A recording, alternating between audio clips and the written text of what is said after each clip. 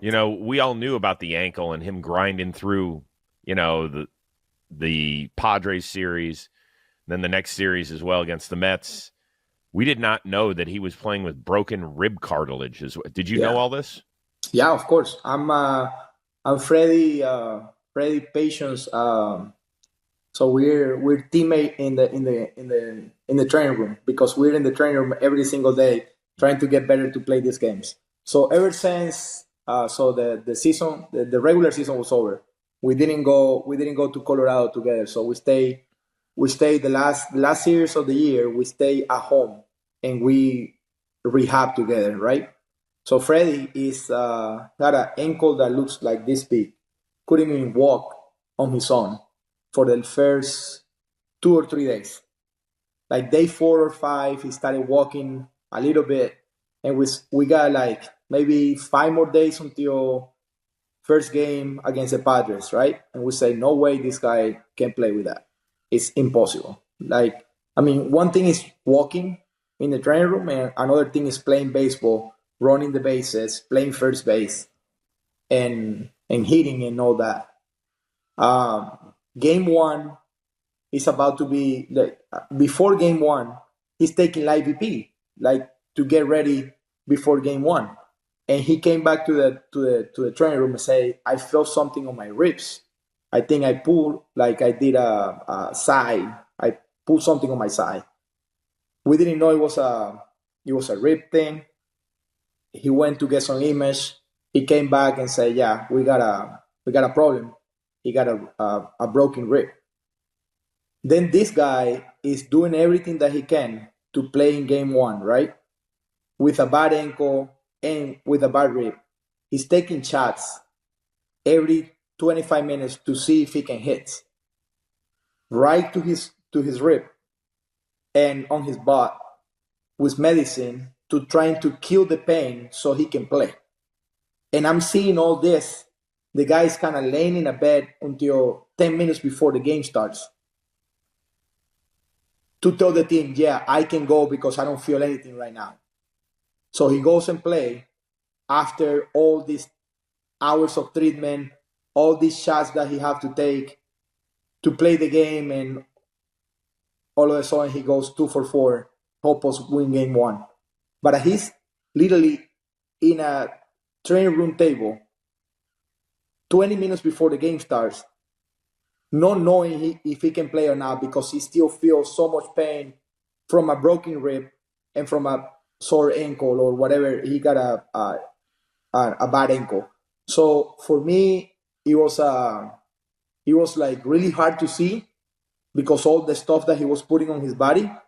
And that's why the respect that I have for Freddie before is nothing compared to what I love him and I care about him right now. It's amazing. It really is amazing. Yeah. The end of game 1 at Grand Slam. That was I literally jumped off my couch. I didn't have a rooting interest, but damn, that was freaking amazing. It was crazy, man. What is the thought process in the dugout as you're more or less a fan at that point? Well, I'm down in the cage because I was gonna pinch hit if they bring the other lefty, Tim Hill, right? So I'm in the cage getting hot, hitting, running, blah blah blah. They didn't bring a lefty. I stay in the cage. Then Loxy walk. I have to stay in the cage. I'm trying to be superstitious and not going out there. If I'm in the cage, I'm just gonna stay there until something happens. So Loxy walk. Then Tommy hit this infield single up the middle. They bring Nestor Cortez, and I have to stay in the cage. So he hit the fly ball first pitch, and I say, okay, I know Freddie's gonna win this one after they walk Mookie, but I didn't know it was gonna be a homer. I imagine and I picture like Freddie hitting this like soft single up the middle where like 2-run scores, like he's done it a million times. But when I'm starting to go out to the dugout, all I can see is Kiermaier with his hands up after the first pitch. I didn't see the swing. I didn't see the contact or anything. All I see is like the guys on top of the rail like being with their hands up, and I didn't know where the ball was until like when I'm walking out there, I didn't know what happened, but I'm seeing everybody going crazy. Everybody's like jumping on the field. I didn't want Freddie. All I'm thinking is Freddie got a bad ankle, right? So I don't want him to be like jumping up and down and like all of a sudden fell over that ankle. And when I got to the play, I'm holding Freddie, right? I'm so happy. He's like screaming. He's losing his mind. And I'm telling Freddie on his ear, Freddie, be careful.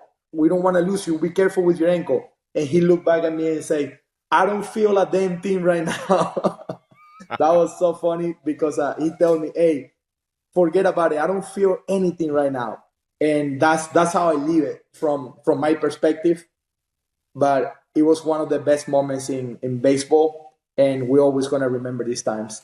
That was momentum to the extreme right there. Freddie came up, he hit that ball, and I never seen him do that. He just held the bat up and walked down. Man, he held it up. He looked in the crowd, looked around. He was like, yeah. And I think he doesn't know what happened on the bases. What do you think got into him though throughout these playoffs for the most part? Like Freddie? Yeah, like just all of a sudden he first pitch, boom, too. First pitch, gone. Hey man, that dude had to work so hard to get healthy. Yeah. He was grinding. You know, he rolls his ankle bad when we beat San Diego in the ninth, and you know, to win the division. He rolls his ankle bad, and a couple of us stayed back, didn't go to Colorado. So I saw the whole thing and everything that he was going through. And I mean, that thing swelled up like it was crazy. I haven't seen an ankle like that in a while. And like, you gonna be able to play in a week. And he's like, well, it's a good thing we got some days off, because I definitely couldn't, you know, if we was in a wild card. And it was every day. He's in there for, you know, 5-6 hours. He's in there 4 hours, you know, 3 hours before anybody else gets there, just getting work done. And, you know, props to our training staff. And then, you know, I'm glad the story finally came out. You know, he's working his way back, and then he takes a swing and, like, I don't know, it was like goes down, like cracks some ribs or whatnot. And so that was scary for everybody, because it was like, well, now we're not worried about the ankle. Like, he can at least move on it, but can he swing? And so now he's figuring that out. Now it's more time that he's there. And I think just the healthier and healthier he got, he took a couple games off in the NLCS against the Mets, which he hated to do. Was it a couple? I thought it was only one. It was a couple. It was like the back-to-backs he struggled with, and he was like, I can't. He's like, I don't know how you guys sit here and watch these games, man. Like, it's stressful. Yeah, he's pacing around the training room. Like, I don't even play for the Dodgers. That's how I am. He's stressed out. He's like, this is walking terrible. Around. I don't even play. But the healthier he got, then the better he felt. I think he just got healthier, and then World Series time, man, the dude just locks in. You look at what he did with Atlanta in 21. And what he did in that game, he had a couple good at-bats against Cole. And then, like, that's what was crazy, is listening to him talk about the fact that he studied Ohtani's at-bats versus Nestor, not even his own, to be like, okay, this is how they pitched him, because they make their best pitches to him. In this situation, that's what they're going to do. And so his game plan was perfect. And, you know, that's one of those, like, you know, it was probably, Nestor was convicted in his pitch, but Freddie was on it. You throwing heat that Freddie was on it. Freddie was on it. And once he hit that ball, man, you could tell he was healthy, because he hadn't driven a ball in a while, and he hit that, and it was like, wow, like none of us could believe. It was like, wow, we just won this. He hit a walk-off grand slam. Walk-off was crazy. It was unbelievable. It was so crazy. Kike, you got Kike running around on the, like, by home plate, running around the airplane. Yeah. Oh man, everybody was like, what just happened? But that was and then that was momentum, and you know, we was able to win some tough games. Before the World Series, we had CC Sabathia on, and we were talking some baseball with him going into you guys and the Yanks battling it out. And he said that 30% of Freddie Freeman is better than 100% of anybody else. End quotes. That's what CC said, man. Were you at 30% going into the World Series? I would say I was a little higher than that. Nice. Yeah. So we had a break between the NLCS and the World Series about 5 days. And the first 2 rounds, it felt like, you know, here's the fence. I felt like I was always chasing the pain, trying to get on the other side of it. Yeah. But those 5 days really helped me. I was able to treat it really really well, and I didn't run one time because I didn't want to flare the ankle up at all. Yeah. So the first time I actually ran was in introductions into game 1. And as I was running, I was like, whoa, I think I can do this. Feels good. Feeling good. So I'm giving high fives, and I make it to the trainers because everyone gets introduced and everyone's so excited. Like, you're not limping, Freddie? I said, I know, this is great. But by the 6th or 7th inning of every game, like my heel would start to hurt where the Achilles attaches into the heel.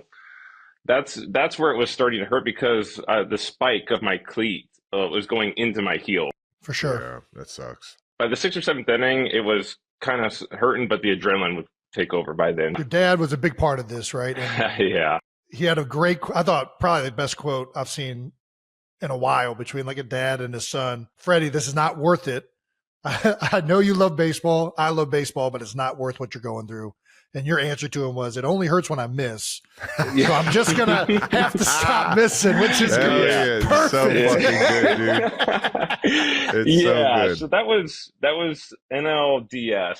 I was going through a lot to play, obviously with my fractured rib and doing a lot of extra things with more than just treatment. So after the game 3 of NLDS, I got a call from my dad about like 11 o'clock at night. And I hadn't had a talk like that with my father in a long time. And it was kind of just a little upset, like, hey, you need to look out for yourself down the road. And that was the first time I really took a step, because I'll do anything to be on a baseball field. I think anybody that knows me, I'll just, I put blinders on and I'm going to get out there. Yeah. And that was the first time I was like, okay, whoa, let's take a step back. And I'm married with 3 kids. So like, and I sat out the next game. I sat out NLDS game 4. I just couldn't do it again. I physically was just not able to put myself through what I was going through again. I think when I hit the grand slam in the World Series and he was front row, I think he was happy I didn't stop.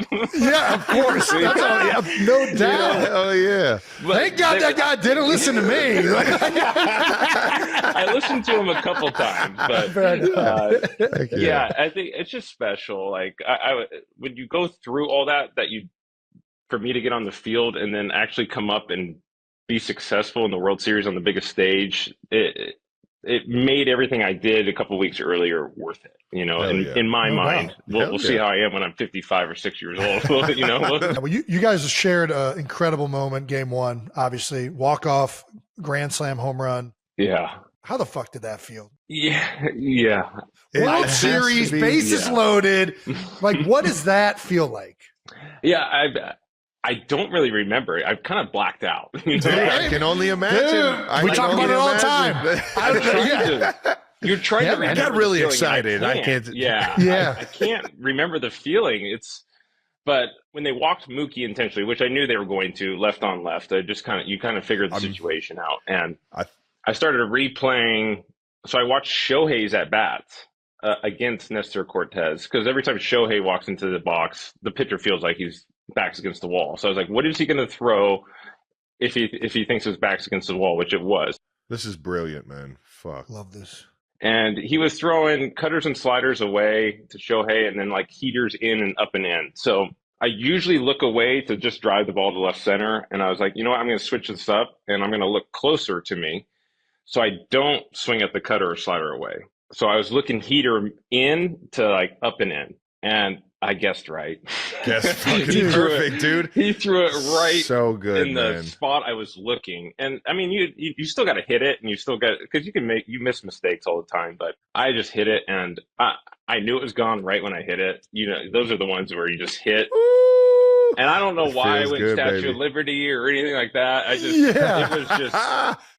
Because I don't pimp home runs. I don't do that. I just usually hit them and just run around the bases. But no, that's one slam in the World Series. That's one you style on. Yeah, that is one to style on. That's the only style I got, is walking and pointing my bat. I got nothing else. Dude, and it was fucking awesome, dude. Yeah, and so we got a picture sitting up right here, dude. That is so fucking iconic, man. It's so good. So usually we wave at the bullpen, but when we come around second base, we wave to our bullpen guys. They're going nuts. Obviously. Nobody's even looking at you. They're not in the bullpen anymore at that point, right? If it's a walk-off, they're out in the bullpen. That's why I just went started screaming at them. And then I obviously got the home plate. Miguel Rojas goes, Freddie, stop jumping. I don't want you to get hurt. And if you see it, I look at him and says, "I don't feel a thing." And I'm just screaming at him.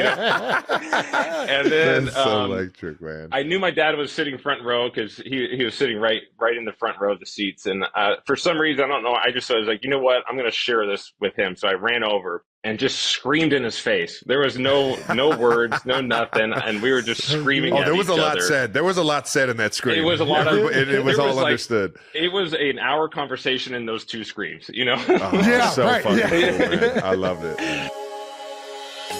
ご視聴ありがとうございました。チャンネル登録と高評価よろしくお願いします。